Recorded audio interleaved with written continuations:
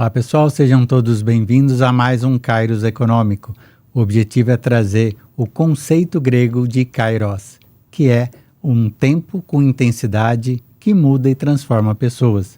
Em um mundo onde a velocidade sobrepôs a profundidade, onde não falta informação, falta decodificar a informação, nasce esse conceito para a gente ter uma conversa muito intensa, forte, sobre algum tema específico ligado à economia, virtude, liberdade ou propósito. Sou Alexandre Bertoncello e hoje eu recebo um xará, Alexandre Generoso. Muito bem-vindo. Obrigado, Alexandre, pelo convite. Para mim é uma honra poder estar aqui participando desse projeto maravilhoso que eu tenho certeza que vai ajudar muita gente, muito empresário e pessoas também que pensam em empreender. Exato. O Brasil falta empreendedores, né? Às vezes falta gente... Tem muita gente querendo ganhar dinheiro, mas pouca gente querendo colocar a cara a tapa, não é isso? Tem, isso é verdade. A gente vê... inclusive, isso cria um mercado novo, que é o mercado eu chamo da mamãe passarinho. Que seria o quê? O mercado de soluções prontas. É como se fosse o alimento já mastigado, né, que estão querendo entregar para as pessoas. Algumas mentorias, por exemplo, que a gente vê que parece estar meio que banalizando as coisas, justamente por causa da preguiça, muitas vezes, das pessoas procurarem buscar o conhecimento por elas mesmas, com boas referências, bons livros, né? Acho que isso ajudaria bastante as pessoas a enxergarem as coisas de um jeito diferente. Não, ler é tudo de bom, né? Eu acho que as pessoas perderam esse hábito de ler e se aprofundar em alguma coisa de uma maneira mais intensa, porque a própria leitura pressupõe isso, né? Quando você pega um livro, você precisa ter essa imersão, ir lá e trazer esse conhecimento, e conhecimento ninguém rouba, né? Verdade. E olha só que interessante para quem às vezes estiver nos assistindo e que não tem o hábito. Eu sou um leitor mais novo. Eu estou com 51 anos. E é um menino. É uma coisa de 5 anos para cá. Ai, pensa bem, eu fui entender a importância disso depois de mais velho. Então não tem a hora para começar. E lembrando aqui de um livro que é um livreto que qualquer um pode começar o seu hábito. Que é Sobre a Brevidade da Vida, de Sêneca. Sim. Né? E ele diz o seguinte, bem no início desse livro. As pessoas, elas falam que a vida passa muito rápido. Na verdade, a vida não passa rápido. Ela passa no tempo certo. O problema é que a gente está vivendo atropelando esse tempo. Olha só, esse livro foi escrito antes de Cristo. Sim. E a gente tem esse tipo de ensino que está a nosso alcance hoje. E tão atual. E é isso, né? Essa sensação que o tempo ele não é breve, na verdade ele é mal vivido, e hoje fala, não, é uma doença moderna. A gente está falando de 800 anos antes de Cristo, alguém pensava exatamente isso. Então falta talvez a gente realmente arregaçar as mangas e começar a trabalhar em alguma coisa. Né? Exatamente. E me conta, a leitura faz pouco tempo, mas o empreendedor está aí há algum tempo, né? Conta um pouquinho dessa sua história, Alexandre. O empreendedorismo parece que é uma coisa meio que nata, porque eu vejo que logo quando eu já chego aos meus 20 anos de idade, eu não conseguia mais trabalhar dentro de um regime de hora certa, aquele controle, aquela coisa, eu queria mais. E olha que interessante, eu saio do emprego e vou trabalhar como taxista em Belo Horizonte com 20 anos de idade, porque eu ia fazer o meu horário, mas o melhor de tudo, eu pude colocar em prática o servir. Eu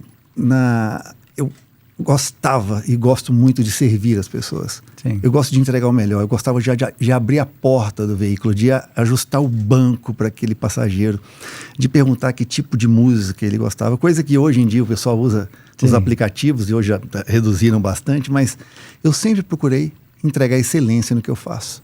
E empreender com excelência é fantástico, é uma receita de sucesso. Eu não conheço ninguém que saia de casa para servir, seja trabalhando numa empresa ou empreendendo, que esteja mal. Quem entendeu o seu propósito, que é servir, não tem como dar errado. Esse é fato. Então você estava à frente do Uber há 30 anos atrás. Há 30 anos atrás. Né? E nesse ambiente, frequentando oficinas mecânicas, com problemas no carro, eu comecei a frequentar o ambiente de quê? De oficinas. E comecei a observar e a me interessar por aquilo, por causa de um defeito que teve no táxi. Eu ajudei a resolver aquele problema e aquilo virou meu outro hiperfoco. Então eu tenho hiperfocos. Um é dirigir. Eu sou apaixonado com carros, máquinas e tudo. Eu gosto muito de dirigir. E o outro, hoje, é justamente a parte tecnológica de como aquilo funciona e o que eu faço para extrair mais daquilo de uma maneira mais eficiente. É a minha preocupação.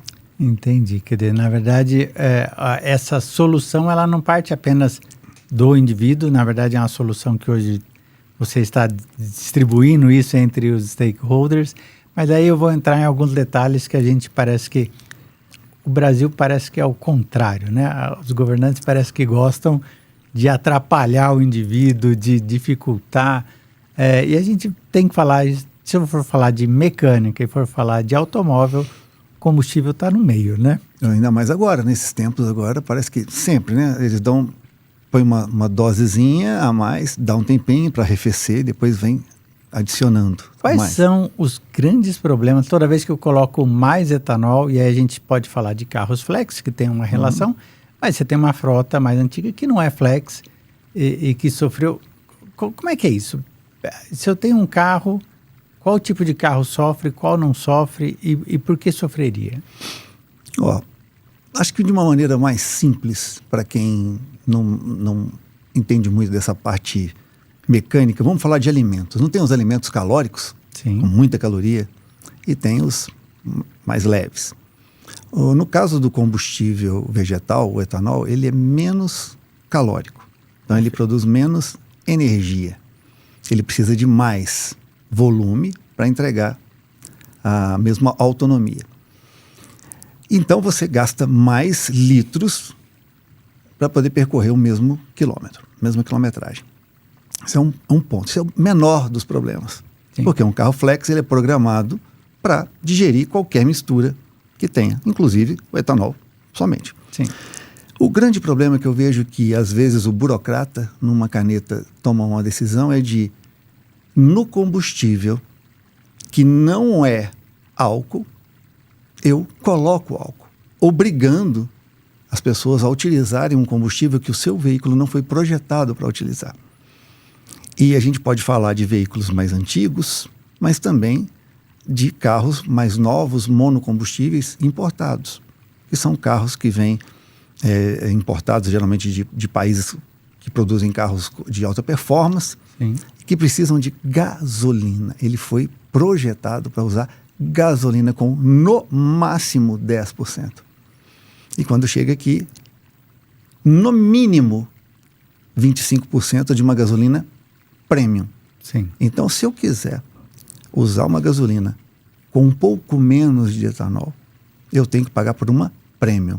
Então, quem tem um carro antigo, ele é prejudicado.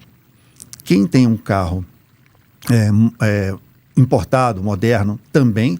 E um entregador que utiliza motocicleta, se ele tem, a grande parte dessas motocicletas são só a gasolina, Sim. ele também tem vários problemas de falhas de motor, né, problemas de ataque químico, porque não foram projetados para isso. Sim. O problema é que burocratas querem tomar decisões técnicas. Esse é o grande problema, na minha opinião. E essas decisões têm como principal objetivo aqui? Porque eu vi, né? Olha, nós vamos reduzir em 3 centavos o custo do combustível. Talvez isso nem seja sentido por todo mundo, mas o ponto é, vai a 32 agora, é isso? 32 e logo já estão estudando para 35, que é a meta do combustível do futuro, que eles falam. Exato, mas existe um erro grosseiro aí, onde você está falando assim, ó, eu tenho um problema para determinadas fatias de carro e eu tenho um problema que é na economia a gente chama, existem 2 fenômenos no Brasil, a reduflação, eu reduzo o tamanho do produto para não subir o preço, né? E Sim. camufla a inflação. E a qualifação, que é eu reduzo a qualidade do produto Tô sentindo isso nos biscoitos. Exato. Sorvete, tudo. Né? Você fala assim, sabor, chocolate, sabor. Verdade. Que você reduz isso daí, que na verdade reduz a qualidade do produto para tentar manter o mesmo preço. Uhum. Eu poderia dizer que está acontecendo também com os combustíveis, então. Sim. Porque se eu preciso de mais combustível para andar a mesma coisa, ficou mais caro. Mas eu acho que no combustível ainda é pior, porque não baixa o preço. Eles estão tentando não elevar o preço, mas existe uma desinteligência nisso tudo. São pessoas com acesso a engenheiros, a pessoas de área acadêmica que poderiam sentar um pouquinho e estudar de fato sobre esse assunto. Nem precisa de ir muito a fundo para ver que existem outras soluções que poderiam ser adotadas. E não obrigar 80% da frota hoje já é flex. Sim. Então, é uma questão de escolha.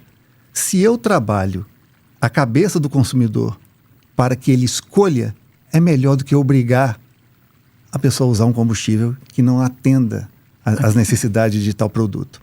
Então, se eu trabalhasse, na minha visão, né, eu sou meio leigo na parte de economia, mas eu fiquei imaginando, por que não incentivar o uso do etanol com incentivo, redução de imposto? Aí você mexe em outras coisas. Eu pensei até numa parte de um etanol parecido com o que tem na Europa e nos Estados Unidos. Lá, no lugar de colocar álcool na gasolina, como fazem aqui, lá eles colocam gasolina no álcool. Perfeito. Então eu tenho partida fria mais rápida, eu tenho menos poluição na fase fria e um carro que tem uma melhor autonomia, mitigando os danos que o etanol puro geralmente pode ocasionar. Então vamos lá, vamos entender esse conceito que é importante. A gente está dizendo assim, se eu tenho 80% da frota que poderia escolher, e curiosamente todos não escolhem o etanol, muitos escolhem a gasolina. Eu tenho 20% que é obrigada por etanol sem poder. Para pôr gasolina, isso é. Porque ela está ali. Você está me dizendo que se eu conseguiria melhorar a performance do etanol se eu colocasse 15% de combustível, de gasolina ali, inclusive para essa frota maior, ele poderia falar assim, faz sentido agora usar o etanol e não usar a gasolina. E para aquele que é obrigado a usar o etanol, poderia ter uma gasolina pura de novo? Uma gasolina com... Por que a gente copia tanta coisa de fora? Por que Normalmente só as coisas ruins. Só as coisas ruins, boas é difícil. Né? Por que não aplicar da mesma maneira aqui? Se está dando certo lá fora, eles fizeram testes. Fizeram teste de corrosão, teste de durabilidade. Perceberam que não dá para extrapolar determinados limites. Aqui empurram, fazem um teste mais ou menos, que não consegue testar veículos de todas as marcas antigos, por exemplo. Não conseguem testar todas as motocicletas e o pior, não consegue testar na condição que essas máquinas estão hoje em dia. Então, para você ter uma ideia, o carro que a gente usa hoje mais moderno, com sistema de injeção, ele se adapta ao desgaste. Por isso que ele tem uma janela para poder adaptar percentuais. Só que hoje a gente já tem um combustível que já entra consumindo essa reserva de adaptação. Por isso que começa a gerar falhas e problemas. Eu fico imaginando, eu, por exemplo, passaria a recomendar o etanol para os meus clientes e usaria nos meus carros flex se tivesse 15%, que eu faço essa mistura eu mesmo, bom, mas nem todo mundo vai fazer isso.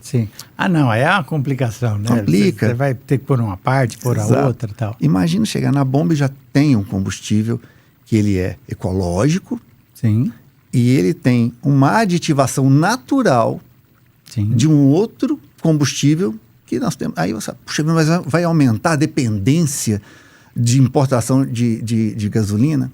Aí é que eu penso diferente. Aquele que hoje não abre mão da gasolina, que tem flex, mas não abre mão da gasolina. Não abre mão, boa parte. Ele ia falar, agora dá para usar. Porque faz uma campanha mostrando essa diferença e aí a escolha passa a ser. Isso. Aumentaria muito, eu imagino que aumentaria bastante. No início teria um impacto, as usinas poderiam ficar meio assustadas, mas é questão de logo o mercado se adaptar e eles veriam a coisa acontecendo. porque você teria, na verdade, o benefício, que é a história do servir. Eu vou ao posto de gasolina, entre álcool e gasolina, né, etanol e gasolina, não é que eu gosto de álcool ou gosto de gasolina, eu quero aquilo que melhor me serve. Né? Então, é a escolha do indivíduo, onde se eu tiver um etanol que vai me proporcionar um ganho maior do que a gasolina, eu escolho gasolina. Sim. Porque o meu objetivo é ir e vir com segurança e ter, de alguma maneira, o meu carro com a qualidade do motor preservada. E a gente conseguiria isso. Quer dizer, falta vontade? Como que é isso? Falta vontade. Na minha opinião, falta de verdade entendimento de quem produz, de quem faz a parte de legislação e de sentar com representantes de montadoras, engenheiros, para que tenha uma conversa realmente sem viés de beneficiar algum tipo de segmento ou outro. E daria para ter o ganha-ganha. Daria para as usinas venderem mais etanol, daria para diminuir a quantidade de defeitos que estão acontecendo nos veículos, daria para esses motores passassem a rodar um pouco mais, o poder calorífico ia subir, né? Eu ia aumentar meu doce ali dentro e ficaria tudo bem. E aí, no caso da gasolina, você poderia o quê? Deixa ela quietinha lá, então, com uns 25%, tá tudo bem. Tá Volta, tudo bem. Pelo menos, dá um passo para trás ali. Deixa nos 25%, tá tudo bem. Já... Boa parte já rodou, já adaptou, já fez a regulagem até dos seus carburadores, ok. Mas obrigar. E aos poucos, e colocando esse aumento no percentual, enfraquecendo o combustível, isso além do efeito imediato. Claro, a longo prazo, o brasileiro precisa aprender a fazer conta anual. Às vezes ele faz aquela conta do abastecimento. Sim. Mas e ao longo do ano? E ao longo dos 4 anos, 3 anos que você viu aquele veículo. Então, é entender que vale a pena ele colocar um combustível que lá na última linha seja vantajoso, inclusive na hora da manutenção. Então, vamos falar um pouquinho de manutenção. Quais são os principais problemas de manutenção, ou seja, o que dói no bolso, que só quando ele para na oficina, na concessionária, que ele sente isso. Mas comprei um carro hoje... Quais seriam os principais problemas que eu vou ter com a gasolina com 32% agora que vai ter, ou do etanol puro? O que mais impacta o carro? Quando é colocado no mercado um carro movido a etanol ou flex, eu tenho um tipo de tratamento dos metais para resistir um pouco mais ao ataque químico que o próprio etanol causa. Inclusive, ele é hidratado. Então, o etanol combustível, não o anidro que vem na gasolina, sim, ele tem água. Exato. Para início de conversa, tem água no sistema de injeção. Ok. O que vai acontecer com o passar do tempo?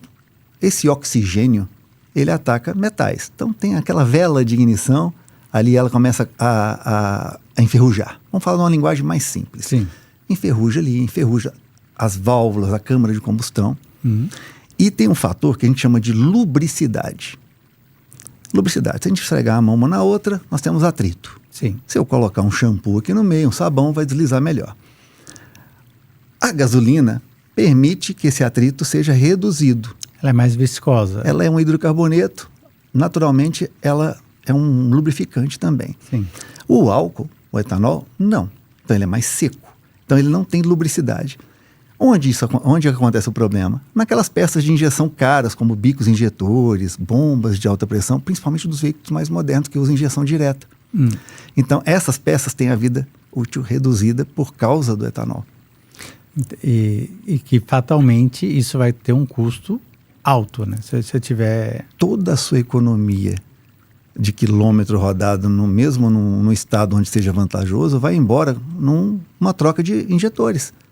Aqueles centavos economizados ali, vai tudo embora nos injetores e ainda é pior. Ainda sai no prejuízo. Ainda sai no prejuízo, porque às vezes tem danos que são muito extensos, que causam o quê? Aquele biquinho que joga o combustível, ele, no lugar de diminuir a sua vazão, ele goteja. E ele pode cair líquido dentro do motor e fazer com que aquele motor quebre por um fenômeno que se chama calço hidráulico. o líquido não é compressivo, Sim. ele sobe e encontra Que loucura. esse combustível e quebra. Quer dizer, o barato vai sair caro mesmo. E já está saindo. São muitos motores quebrados. E os motores de hoje ainda têm um agravante. Antigamente, você tinha um carro que tinha um motor fundido, você mandava para retífica. Sim. Hoje os motores foram feitos para não serem retificados. Porque para atender normas de emissões severas como a de hoje, eu preciso de um carro tão espremido. Eles espremeram tantos propulsores que ele não permite mais tirar o material dele. E fazer a retífica. Não, ele é descartável. E são caros. Olha, deve ser uma pancadinha no bolso ali. Né? Se não tiver no seguro, se não tiver, enfim. E o seguro não cobre essas coisas, né? O seguro cobre acidente. Quando é um problema de combustível... No máximo, só se for zero e tiver na garantia. E tem uma coisa. Sabe o que vem acontecendo hoje ultimamente? Os problemas, quando chega para as concessionárias, todos já estão praticamente com o mesmo discurso pronto. Combustível adulterado. E mesmo que no nosso entendimento jurídico, né, na parte de consumidor, que cabe uma inversão do ônus da prova, mas nem todos têm fôlego e energia para correr atrás em meio judicial. Isso é tão moroso que eles apostam mais em poucas pessoas que correm atrás disso do que... Então, prefiro falar, foi o combustível, do que simplesmente atender a demanda e provar. Não, o combustível adulterado está aqui a análise prove, dele. exato. Prove que foi, e aí... Exato. Simplesmente falo que é combustível adulterado. O produto deles não quebra, não dá problema. Sim. E eu fico perguntando, se não dá problema, por que muda o part number constantemente? Por que estão alterando essas peças, tentando encontrar uma solução, se o problema não é a peça? Então, é complicado. É o Brasil, né? Lá em Brasil, a gente tem brasileiros. E também tem um trabalho interessante para falar que, às vezes, o motorista meio que se sabota ou não entende como é que se deve dirigir ou como é que ele pode economizar. Explica um pouquinho isso. Esse é um trabalho que eu venho tentando fazer há 20 anos. Sempre tentando mostrar para o dono do veículo. O meu conteúdo ele é mais voltado para o motorista e não para o mecânico. Acabou virando uma referência para mecânicos. Mas a minha ideia é que o motorista ele entenda o mínimo. Não tem que entender de mecânica. Mas que ele entenda o mínimo como aquela máquina funciona. Como ela transforma o combustível em energia motriz. Sim. E o que ele pode fazer para melhorar, facilitar a vida daquele motor. Tá. Então, a gente pode começar falando simplesmente de uma calibragem de pneus. A gente pode falar de uma parte mais delicada, que é a forma de condução. Mas, vamos lá, calibragem ideal, básica para o tipo. Põe 28, põe 30, põe 35, como é que é isso? Existem nos carros hoje a recomendação de uso normal e agora vem com eco. A própria indústria viu que deixa eu falar para esse indivíduo usar uma pressão um pouco mais alta, que ele vai rolar melhor. É a mesma história do pneu da bicicleta. Se você tentar pedalar uma bicicleta com pneu murcho, você faz mais esforço. Perfeito. Um pneu cheio, menos esforço. É a mesma coisa para o motor. Sim.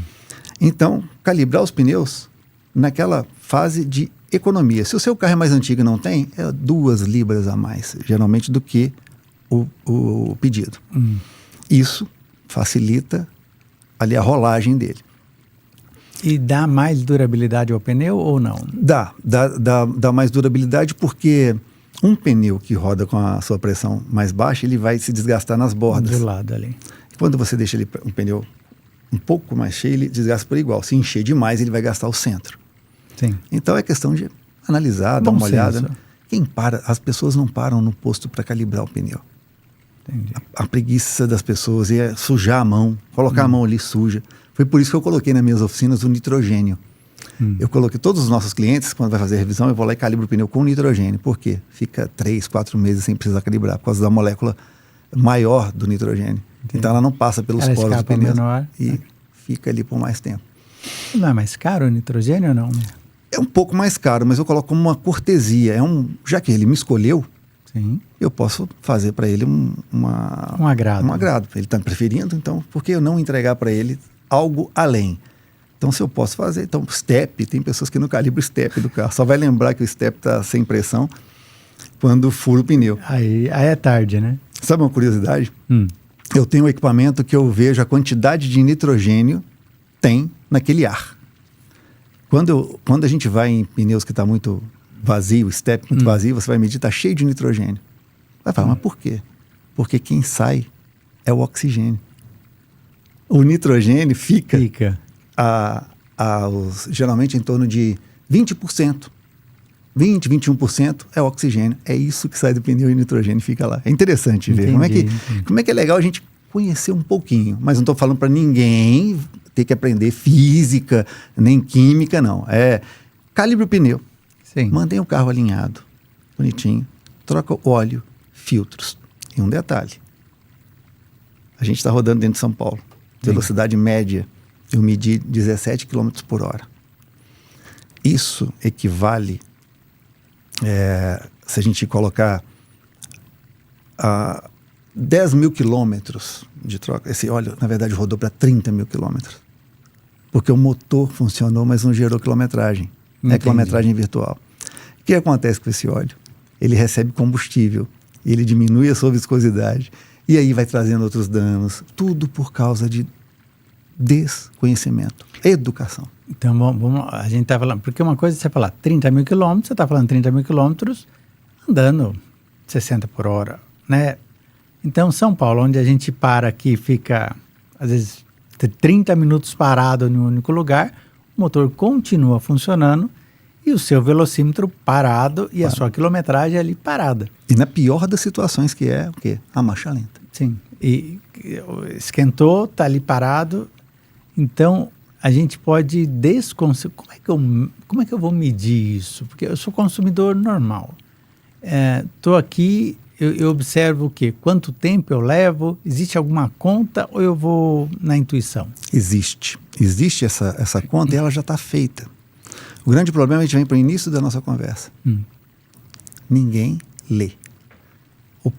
O manual do veículo é aquela coisa que as pessoas fazem questão de comprar o carro e ter. E joga no porta-luva e nunca abre. Isso quando não tira e coloca em casa. No manual tem especificações de condição severa e a condição normal. Eu sou contra essa nomenclatura.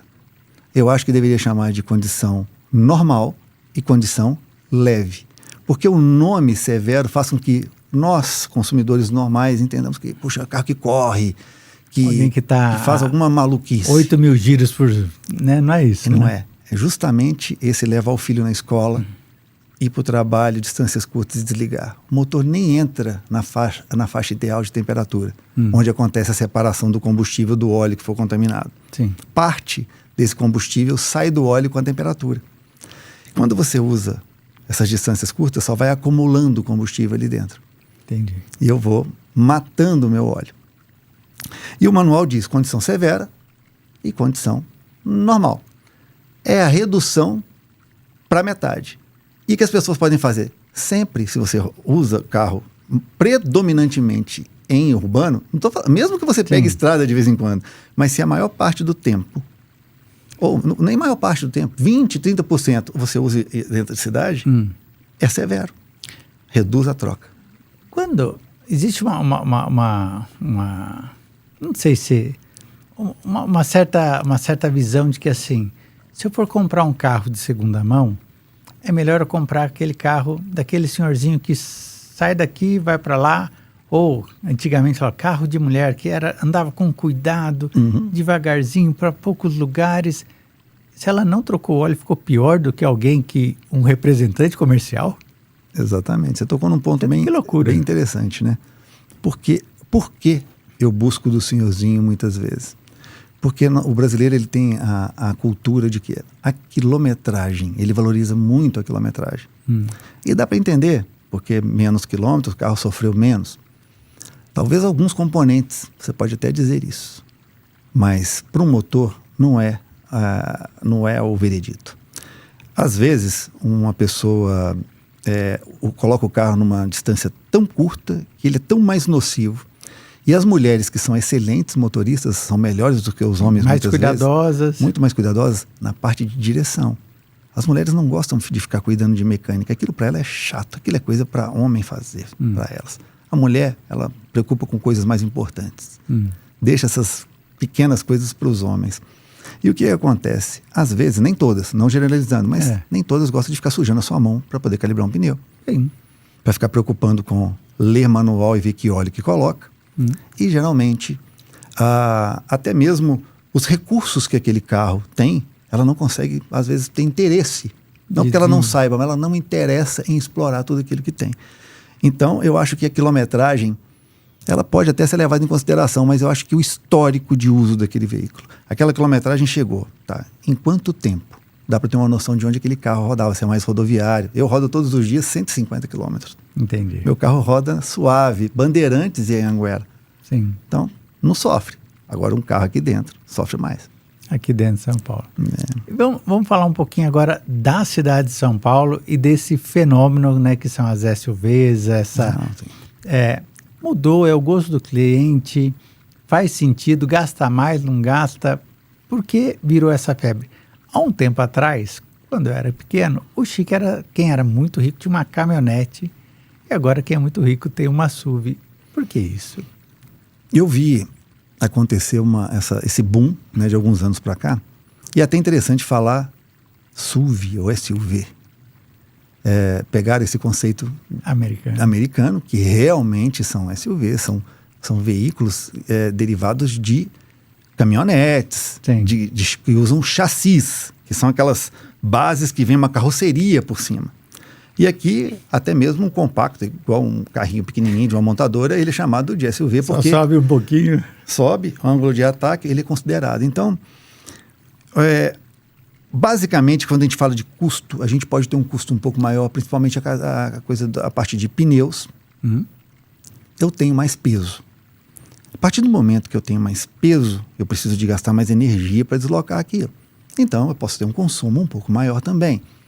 Mas eu fiquei intrigado com isso e comecei a observar e a estudar o porquê desse boom. Eu imagino que hoje os carros vendidos no Brasil, a bússola deles, de todos os fabricantes, é o estado de São Paulo, principalmente a capital. Aqui se vende carro. Aqui as pessoas trocam de carro. É a locomotiva do país. Então, para quem eu vou ajustar os meus projetos? Para atender onde vende mais. A maior fatia. E aí, o que eu tenho em São Paulo? Por mais que você queira deixar São Paulo boa, é difícil, você causa um colapso no trânsito. Até para fazer um recapeamento aqui, é um colapso até mesmo em época de férias. Então eu tenho um asfalto lunar, muitas valetas, várias situações que esse carro com a suspensão mais alta me ajuda a passar sem eu ficar com o raspado do carro. Aquilo é um dos fatores que muitos, uma vez que experimenta, não quer mais voltar para o carro mais baixo. As mulheres que hoje dirigem, têm a sua autonomia, também querem o quê? Um veículo que ela tenha uma posição de dirigir um pouco mais alta, mais imponente, onde ela se sinta mais protegida. O mercado também olhou para ela. E quem diz a palavra final na hora de comprar o carro? A mulher. Então, o SUV, ele tem isso. Por mais que ele tenha algumas desvantagens, é uma coisa que dificilmente vai retroagir. E quais seriam as desvantagens? As desvantagens, uma coisa que eu percebi bastante. O porta-mala é meio pato. Ele fica... Você não consegue aproveitar como uma minivan, né? Um sedã também. Você tem, muitas vezes, um SUV derivado de um carro compacto. Ele tem tamanho, peso, mas não entrega o conforto que você espera desse tipo de veículo. Então, alguns projetos são assim. Outros, você quer falar mal de algum, pode falar, fica à vontade. Se você não quiser... Não, eu vejo que hoje, talvez, vamos pegar um Renegade. Vamos top 10, os 2 melhores e os 2 piores ali, só pra gente ter como referência. De SUV? Isso. Tá. Os melhores, eu vejo aí, por exemplo, acessível, tá? Um HR-V. Tá. Tem um bom espaço interno, aproveitando uma plataforma compacta. Muito inteligente. T-Cross também aproveita bem a plataforma. compacta, mas souberam aproveitar ali dentro, né? E piores, no caso, por exemplo, você pega um veículo igual o Renegade, ele tem a sua proposta, ele precisa manter aquela identidade, mas porém ele não tem porta-malas. E você pega um carro que se chama Kwid, e ele também é colocado como um SUV compacto. Não é um SUV, ele é um carro compacto. Exato. Então, isso é interessante. Eu acho que antes de escolher um veículo, que a gente vai muito pela emoção, não adianta. Nós somos movidos por dopamina. Sim. E querer racionalizar algumas coisas, não adianta. A pessoa vai No Brasil, o carro é mais do que transporte. Ele vai trazer para a pessoa algum tipo de confiança, ele vai status, alguém pode te julgar pelo carro que você tem, até para o seu vizinho ver se você tem mais sucesso ou não. Tem pessoas que infelizmente ainda vivem com essa mentalidade. É uma pena, mas faz parte da realidade, faz parte da vida. Porque na verdade existe o amor pelo carro ou existe a utilidade do carro. O vizinho não tem nada, não deveria ter nada a ver com isso, né? Sabe o que eu penso? A gente pode querer e ter muitas coisas. Mas eu costumo fazer uma provocação. Você compraria esse carro ou esse relógio se ninguém fosse ver? Então, é isso. Eu acho que as pessoas têm que começar a procurar utilidade, ainda mais quando vai ficando escassos recursos.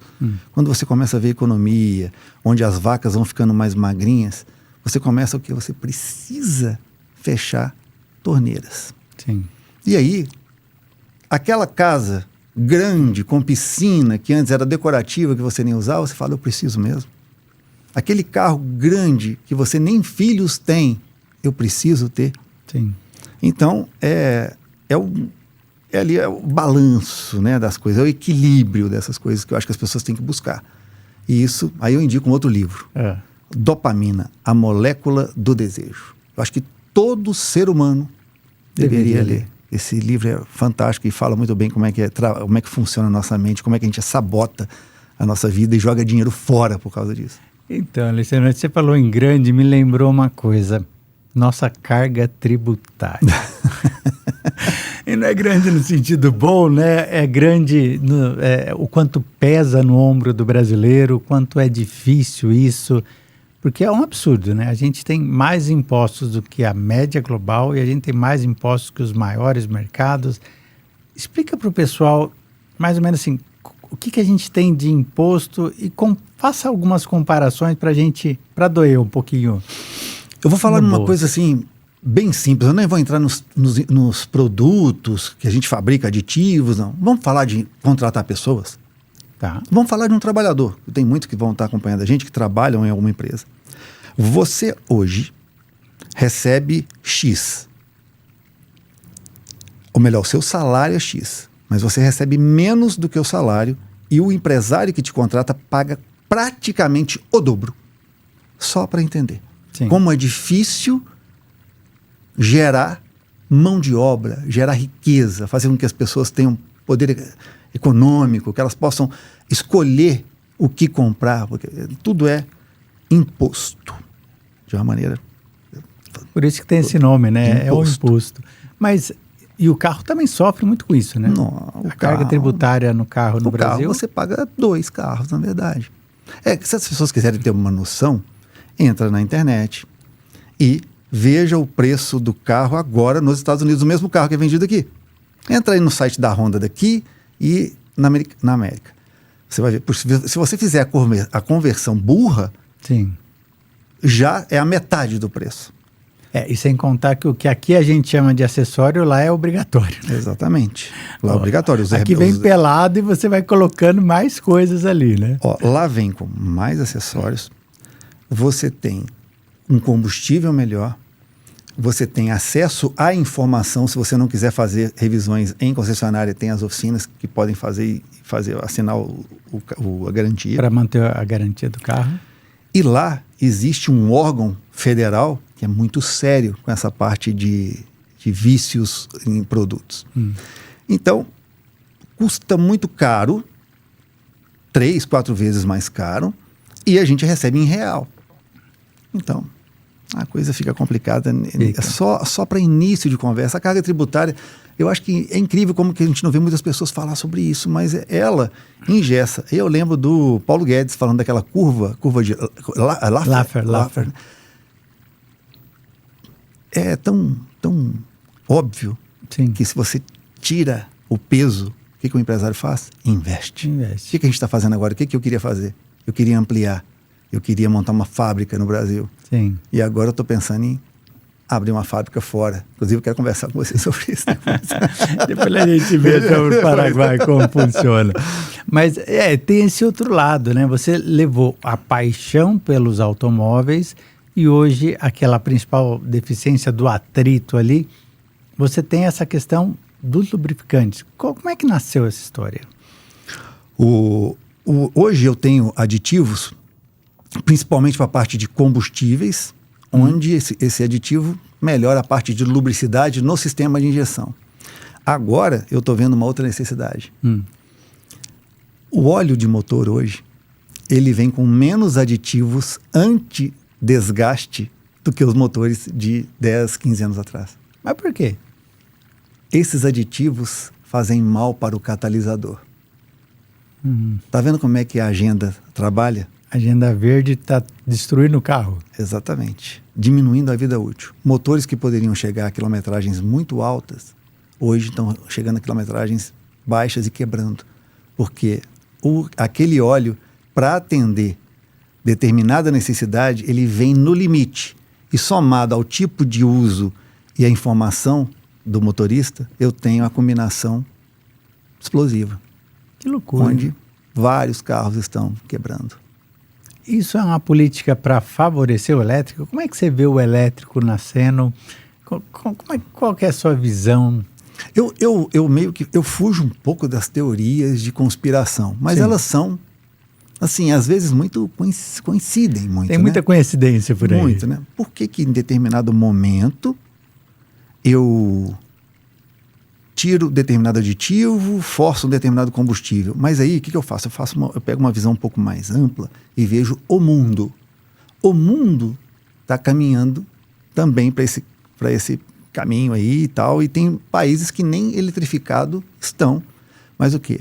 É o CO2. Sim.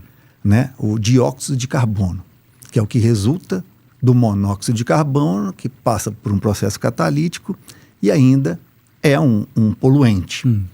Só que na saga ali de querer reduzir isso, eu estou criando veículos cada vez mais complexos e caros. E o que acontece quando eu aperto demais de um lado? Aquele motorista mais de baixa renda e tudo, ele vai lá e elimina esses sistemas. E aí aquele veículo passa a poluir para centenas. Mais do que poluiria antes. Então, se eu quero reduzir emissões, então eu dou desconto para essas peças. Sim. Peças como catalisadores, bombas e bicos deveria ser tributo zero, imposto zero. Não é para o meio ambiente? Se o objetivo fosse esse, seria natural. Né? O etanol poderia ser um combustível com um imposto baixo. Para quê? Vamos como é que fala? Despoluir, que se fala como é que é o nome do negócio? Bom, fugiu aqui agora, mas eles querem diminuir essa quantidade de toneladas, de descarbonizar. Sim. É isso, a palavra cheia. Descarbonização. Essa descarbonização só não está levando em consideração uma coisa: o humano. Que vai buscar o melhor para ele. Sim, automaticamente. A gente não vai pensar no meio ambiente na hora que você estava acessando. Não é, é a última coisa que você pensa, ainda mais em tempo de vacas magras. Sim. Ainda mais, quanto mais apertar o cinto, mais você passa por cima de alguns valores pela sobrevivência. Não, e que, na verdade, como é que é? Farinha pouco, meu pirão primeiro, né? Então você vai, de alguma forma, se organizar o seu bolso. Exatamente, isso é natural. E essa organização faz com que eu fuja dessas leis que, de alguma maneira, vêm atrapalhando cada vez mais, aumentando os custos, e um carro que poderia ser menos poluente se torna mais poluente pela ausência de um catalisador ou pela ausência de qualquer outra coisa, porque você fala, quer saber? Eu preciso ir trabalhar. preciso pôr comida dentro de casa, eu preciso pagar o aluguel, depois eu vejo essa história do CO2, que eu nem conheço ele, né? Exato. Por exemplo, veículos diesel. Na Europa é muito comum. A frota lá, a maior parte usa o óleo diesel. Só que lá é 10% só de biodiesel. Aqui, além do nosso biodiesel ser de outro tipo de fonte, sim, ele está sendo cada vez mais... Está aumentando. Lá na Europa, se não me engano, é 7%, 5% de biodiesel. E vem aqui no Brasil aumentando, querendo aumentar. O problema do biodiesel é que biodiesel é um nome para vários tipos de biodiesel. Seja ele vegetal, da matéria-prima ali, animal. E cada tipo de biodiesel, ele pode ser mais higroscópico, ele tem mais lubricidade, ele tem algumas características que podem fazer mal para um determinado tipo de motor e uso. sim. E o mais interessante, nós no Brasil não temos nenhum projeto de motor que foi feito para o Brasil. Todos os nossos carros vendidos no Brasil são adaptações de motores mundiais. Sim. Nenhum motor foi pensado para o Brasil. Ele é adaptado, tropicalizado. E essa tropicalização, ela vai só até um ponto. Eu não consigo mexer em estrutural. Porque existe um projeto inicial que ele tem que ser respeitado de alguma forma ali. Eu trabalho apenas com correções em software. É o máximo que eu consigo.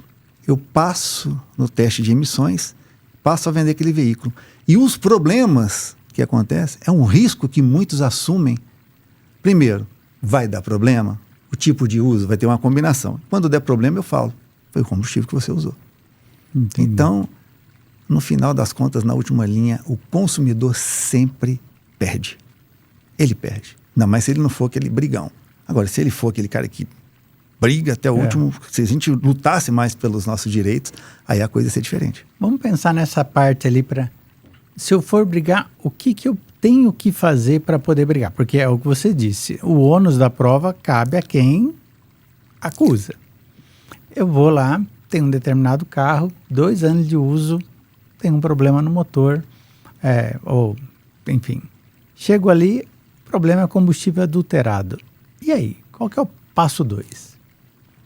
Na relação de consumo, a primeira coisa é pedir a inversão do ônus da prova, porque é básico para a relação de consumo. Então, Sim. quem tem que provar é o fornecedor. Sim. Primeira coisa. Segundo, é o combustível, eu quero um laudo técnico diz que você analisou o combustível e detectou. Você vai ter que provar isso. Sim. Se você não provar, eu coloco no processo. Não tem laudo, não tem isso nem nada. Você pode providenciar essa perícia. Então, é oneroso. Mas, a longo prazo, um juiz vai se basear nas provas que ele tem na frente dele. Sim. E quem tem mais prova, ganha. Geralmente é assim que funciona. Sim. Né? Então, certifica, coloca. Quanto mais papel e informação tiver, mais difícil é para o outro lado ganhar. Então, é simples. Uma concessionária, uma montadora não vai conseguir provar que é um combustível adulterado, a não ser que realmente tenha um combustível adulterado ali dentro. Que pode acontecer. Que pode acontecer. Né? Pode Mas acontecer. não é. Mas isso tem que estar dentro do tanque do carro. Dentro do tanque do carro. Se ele fala que é porque você usou adulterado, prova. Cabe a você provar. Onde? Quando? Sim. E como que você chegou nessa conclusão? Baseado em? Baseado em quê? Então, é isso que as pessoas precisam aprender. Agora, a maioria deixa para lá e paga. É o que acontece. E para a gente, essa paixão por carros, essa paixão por viajar 150 km por semana... Por dia. Por dia. Como é que é a sua rotina? Qual é o seu carro? O que te leva a isso? Olha que legal. Para mim não tem carro ruim. Eu consigo apreciar cada característica, seja um carro antigo, um carro mais velho, um carro mais novo, um carro ultramoderno. Cada carro tem a sua parte sensorial que trabalha comigo. Então, seja a vibração, seja o cheiro do próprio carro, o cheiro que ele exala na hora que ele está funcionando, o ruído. Tudo isso eu percebo. Tem muito a ver com essa parte atípica, né? Esse diagnóstico que eu tive tardio por causa das minhas filhas. Fui descobrir que eu sou autista por causa das minhas filhas. E aí eu fui entender por que eu gosto tanto de carro desde criança. Então, para mim, dirigir 150 quilômetros, eu nem percebo. Nem sinto. E para mim, estou sempre testando carros. Às vezes tem um cliente que leva o carro para a oficina e está com um defeito intermitente. Eu peço autorização para ele. Posso ir para a Vinhedo e voltar? Pode. Então, eu tenho uma nova experiência, me conecto com aquele carro, instrumento. Né? Então, é uma coisa assim, diferente. Não é uma coisa que as pessoas normalmente vão ter, mas eu gosto muito de dirigir. Então, mas vamos elencar. Então, se a gente fosse falar assim, ó, um carro mais antigo, um carro atual ou um carro esportivo, me dá 3 nomes ali para o pessoal ficar com vontade de aprender a dirigir. Olha só. Um carro antigo que eu tenho uma história que talvez vai até assustar as pessoas. Uma Brasília, um Volkswagen Brasília. Esse carro eu tive uma ligação muito forte porque foi o carro que eu aprendi a dirigir. E ele tem as suas particularidades, aqueles pedais do Fusca, né? Aquele barulho dentro da carroceria. É meio que visceral, né? Você acelera e anda pouco, né? Aquele cheiro de gasolina quando você abastece. Então, é um carro que eu tenho... Meu pai tinha uma Brasília. E eu aprendi numa Brasília. Depois, eu tive uma boa experiência com aquele Passat Pointer, que já era o motor, já a refrigerada a água e tudo. Sim. Aquele carro era o máximo na minha adolescência, no início, né, que eu comecei a dirigir. E para mim era fantástico. Com o passar do tempo, muita gente espera, você vai querer um Porsche, você vai querer isso. Não é isso que mexe comigo, porque alguns carros para mim, eles não foram feitos para rodar aqui. Então, são lindos carros e são deliciosos de dirigir, mas eu fico com medo de acontecer alguma coisa. Eu não consigo ter prazer absoluto porque eu estou preocupado se alguém vai encostar nele, o que vai acontecer, se ele vai quebrar, então eu não consigo ter prazer. Hoje, eu desfruto de um Honda Civic híbrido, que está ali embaixo marcando agora 29 km por litro, que eu fiz com ele aqui dentro, né? 29 km por litro, 25 km por litro, manutenção extremamente barata, seguro barato, e é um carro que eu sinto na mão, ele me veste como se fosse uma roupa sob medida. Entendi. Então ele conversa comigo em todos os aspectos. Prazer ao dirigir, eficiência energética, conforto e a parte de construção, de qualidade. Então eu gosto muito desse carro. Propaganda para Honda. Agora, uma coisa que para mim chama a atenção, para a gente conseguir fechar essa história, você tem o carro a combustão, você tem o híbrido, que você acabou de comentar, e você tem o elétrico. O elétrico vem com um papo que, olha, a manutenção é menor, são menos peças e é mais tranquilo. A combustão, bom, isso existe há mais de um século, a gente sabe como funciona. O híbrido, daqui a 2, 3 anos, esses 2 motores trabalhando juntos, a gente não vai ter uma bomba relógio nessa história, não? Não, foi ótimo você tocar nesse assunto. Tem uma pesquisa que foi feita nos Estados Unidos. Porque ele passa a ter o custo da combustão e ele acaba tendo a novidade do elétrico, né? Exatamente. Mas olha que interessante. O carro híbrido já existe desde o início dos anos 2000. A Toyota apresenta o Prius há muitos anos. E adivinha só, eles estão rodando até hoje. Na Califórnia tem Prius lá com décadas. Por quê? Aí a gente vai falar de híbrido e híbrido. Quando eu falo de híbrido, eu estou falando de carros japoneses. Ó o preconceito. Japoneses. Das marcas chinesas, a GWM, eu vi a qualidade. Eu fiz até um review recentemente. Eu abri, eu tirei, peguei um review e desmontei o carro deles. Até falei assim, nunca mais vão me emprestar carro, imagina. Mas eu abri, tirei a tampa para ver a qualidade de construção. Que é a mesma plataforma da BMW de lá, não é isso? Eu não sei. Eu sei que é um carro muito bem feito. GWM. É o tal do Way 7. É um carro de 6 lugares, fantástico. Eu fiquei até com... Não, que pena que eu tinha que devolver o carro. Carro chinês que eu me apaixonei.